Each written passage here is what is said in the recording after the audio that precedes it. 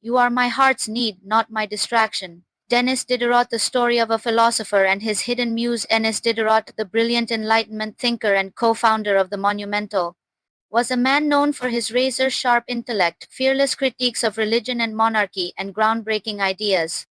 But behind the fierce mind was a tender heart, and one that beat passionately for a woman history nearly forgot. Louise Henriette Volland, known to us simply as Sophie Volland, their relationship wasn't marked by scandal or fame, but by over 500 deeply personal letters filled with vulnerability, wit, longing, and philosophy. These letters, mostly written by Diderot, form one of the most intimate correspondences in literary history. Who was Sophie Volland? Sophie was not a philosopher or public intellectual, but she was exceptionally intelligent and cultured. Born in 1716 to a respectable bourgeois family, she never married, lived a quiet life caring for her ailing mother, and was nearly blind in later years. Yet she became the emotional anchor and confidant of one of the 18th century's most radical thinkers.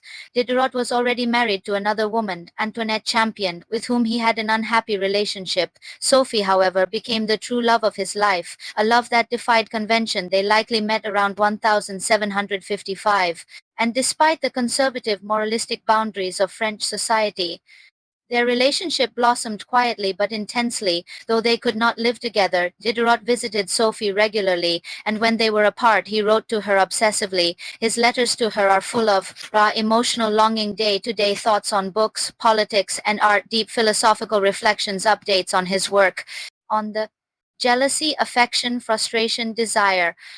He once confessed, "When I am with you, the world disappears. When I am away, everything I see reminds me of you." The private world of their letters, Sophie's own letters, haven't survived, only Diderot's replies remain. But from his words we glimpse her intelligence, warmth, and influence. She challenged him intellectually, calmed his storms, and offered him moral and emotional clarity. Diderot opened up to Sophie about his doubts on religion, his quarrels with other philosophers like Rousseau, his fears about censorship, and even his grief at personal losses. For decades, these letters were unknown to the world until they were finally published long after his death. Why their story matters.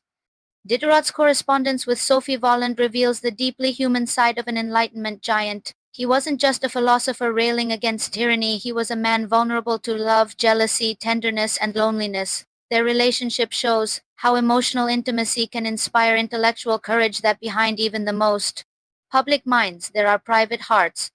How love survives in silence, in secrecy, and through the written word. Diderot died in 1784 at the age of 70. Sophie passed away just 4 years later. Though they never married, their bond endured in ink, in thought, and in quiet, immortal love.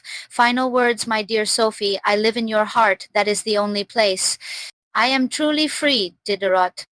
Their story is not one of drama or fame, but of deep, enduring affection. In a time of revolution and reason, theirs was a revolution of feeling, one we are lucky to still read today.